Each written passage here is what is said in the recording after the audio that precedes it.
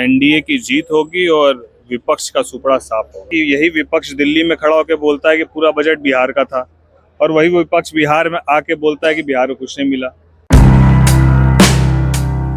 ये तो स्वाभाविक सी बात है कि हमारे पार्टी ने, आप ये समझिए कि जहां हमारा संगठन बहुत उस स्तर पर मजबूत नहीं था, बावजूद उसके पार्टी ने 50,000 से ज़्यादा मत लाए, और हम लोग एक अलाइन पार्टनर होने के नाते हमारे नेता ने कमोबेश 10 से ज़्यादा विधानसभाओं में सभा की, और जहां जहां हमारे नेता ने सभा की वहां सभी जगहों पर एनडीए की प्रचंड जीत भी।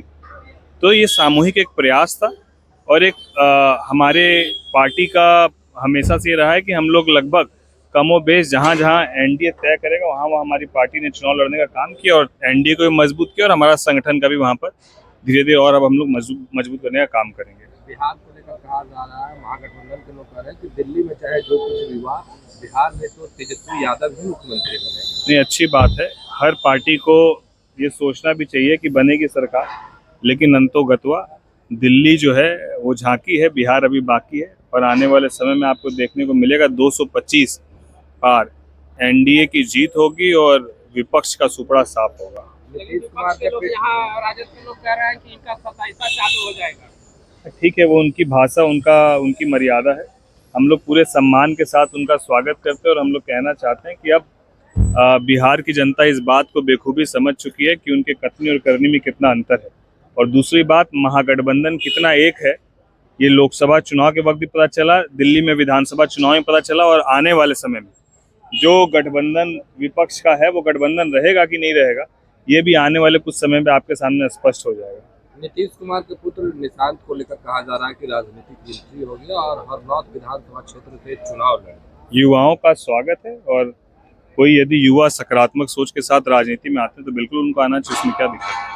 बजट पेश हुआ, उसमें कहा जा रहा है, जो विपक्ष के सांसद है उनका कहना है कि बिहार को कुछ नहीं मिला, फिर से मुंगेरी लाल के हसीन सपने। मुझे तो समझ में नहीं आता है कि यही विपक्ष दिल्ली में खड़ा होकर बोलता है कि पूरा बजट बिहार का था, और वही विपक्ष बिहार में आके बोलता है कि बिहार को कुछ नहीं मिला। तो मैं यही बात कहता हूँ, इनके कथनी और करनी में जमीन आसमान का अंतर है। अब बिहार को क्या मिलता है? पिछले बजट में बिहार को लगभग 70,000 करोड़ की योजनाएं मिली। इस बार भी मखाना बोर्ड बिहार को मिला, निफ्टिम बिहार को मिला, यहाँ पर आपके एयरपोर्ट के एक्सपेंशन की बात हुई, बिहटा का ग्रीन फील्ड की बात हुई। अब उससे सारी चीज़ें मिलने के बाद भी कुछ तो ऐसा चाहिए कि लोगों के बीच में अपना जगह बना पाए। तो ये सब उलूर गुलूर बयान है। आप बिहार में चुनाव हो रहे हैं, आप लोग कितनी सीटों पर तैयारी कर रहे हैं, क्या रणनीति? देखिए, तैयारी तो पार्टी ने पिछले बार भी विधानसभाओं में सभी सीटों पर अपनी तैयारी रखी थी, और संगठन पूरी मजबूती के साथ लगभग सभी विधानसभा सीटों में मजबूती के साथ तैयारी में है। लेकिन क्योंकि हमारे नेता एनडीए घटक दल के एक ईमानदार साथी हैं, इसीलिए जो एनडीए घटक दल में तय होगा, हमारे नेता जो तय करेंगे वही सर्वमान्य होगा, और हम लोग पूरी मजबूती और ईमानदारी के साथ गठबंधन के साथ चुनाव लड़ेंगे। इस मुद्दे को लेकर आपके नेता अभ्यर्थियों के साथ खड़े थे, अभी भी अभ्यर्थी धरना पर बैठे हुए हैं, वोट का भी फैसला आ रहा है, पर री एग्जाम की बातें नहीं। हमारे नेता ने पूरे मजबूती के साथ उनका समर्थन भी किया, और हमारे नेता ने कहा है कि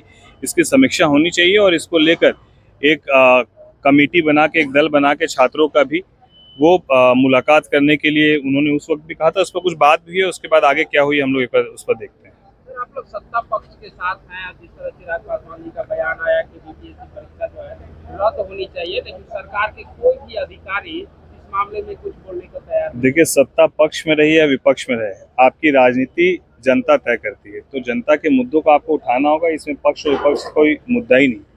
और यदि ये युवाओं की बात है, बिहार के छात्रों की बात है, तो हमारे नेता हमेशा से युवाओं की बातों को, उनका MY समीकरण आपको पता ही है, महिला और युवा, तो उस समीकरण पर हमेशा से उन्होंने अपनी मजबूती से बात को रखा है, और हम लोग पूरी तरीके से उनके साथ हैं, और हम लोग विरोध में नहीं है। हम लोग सरकार को एक सुझाव देने का काम किए, जो हमारे नेता के माध्यम से देने का काम। कांग्रेस के नेता तारिक अनवर है, अपने ही दल पे सवाल खड़े कर दिए और कई तरीके के बात। मैंने आपको कहा तो कि विपक्ष में महागठबंधन साथ है कि नहीं है, ये वो खुद पहले तय कर ले कि कौन साथ है कौन नहीं साथ है। आने वाले समय पे आप देखिएगा, जो विपक्ष के 3-4 घटक दल आपको दिख रहे हैं, एक आध घटक दल तो एनडीए के साथ आ जाएंगे, और बाकी जो घटक दल है उसमें आपसी फुटअव्वल जो है वो आने वाले 2 महीने में शुरू हो जाएगा। कितने लोग साथ रहेंगे देखने को मिलेगा।